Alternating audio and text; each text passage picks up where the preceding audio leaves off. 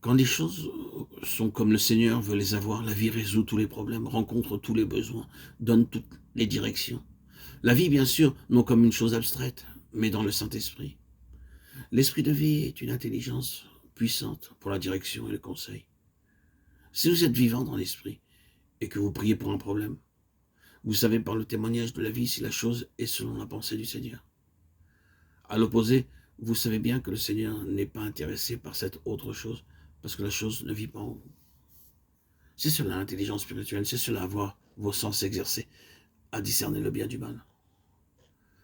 Mais la nourriture solide est pour les hommes faite pour ceux dont le jugement est exercé par l'usage, à discerner ce qui est bien et ce qui est mal. Hébreux 5, 14.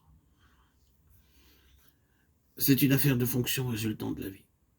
Allez ici et là dans l'œuvre de Dieu, et vous verrez que c'est le secret de tout. Les choses qui sont à faire ou qui ne sont pas à faire.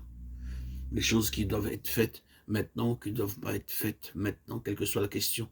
Tout se résout à une question de vie, dans l'esprit, dans les croyants et dans l'Église.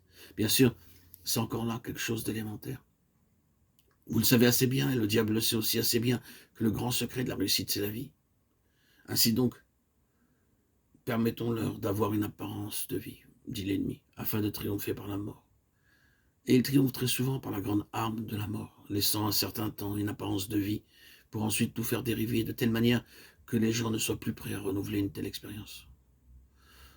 Tout n'est qu'un mythe, tout est faux, disent-ils. Et le dernier état de cette chose est pire que le premier. Mais Dieu détient le véritable secret. Actuellement, le témoignage de Sion est là, dans la vraie vie de Dieu, non seulement comme une nature et une puissance, mais comme une méthode. Si nous sommes préoccupés de l'œuvre du Seigneur, le point sur lequel nous devons fixer toute notre attention sera le suivant.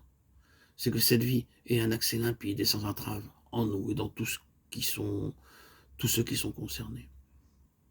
Cela nécessitera bien sûr, à l'égard de beaucoup de choses, l'application de la croix pour les mettre hors du chemin. Je ne vais pas insister sur cela pour le moment. Mais je dis simplement que cette vie divine est la méthode de Dieu. Et il en a toujours été ainsi. Ensuite, il y a une loi. Paul l'appelle la loi de l'esprit de vie en Jésus-Christ, Romains 8, 2. Maintenant, quelle est la nature de cette vie, de cette loi? La loi de la vie signifie que c'est la spiritualité, qui est la norme première et finale de Dieu. C'est par cette loi, et non par une autre norme que Dieu juge une chose. Il juge entièrement par la spiritualité. C'est une chose très profonde. Et qu'est-ce que la spiritualité?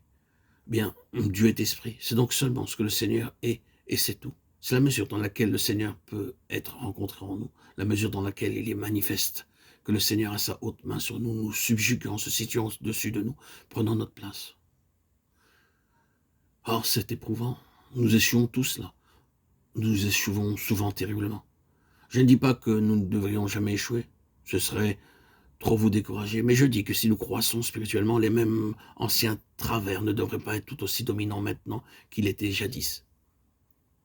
Rappelons-nous que la véritable spiritualité est premièrement une question de caractère. Est-ce que le Seigneur est rencontré? Est-ce que cela s'enregistre en nous comme procédant du Seigneur? Alors, la loi de la vie est bel et bien cela. C'est la spiritualité. C'est une vie spirituelle parce qu'elle est la vie de Dieu.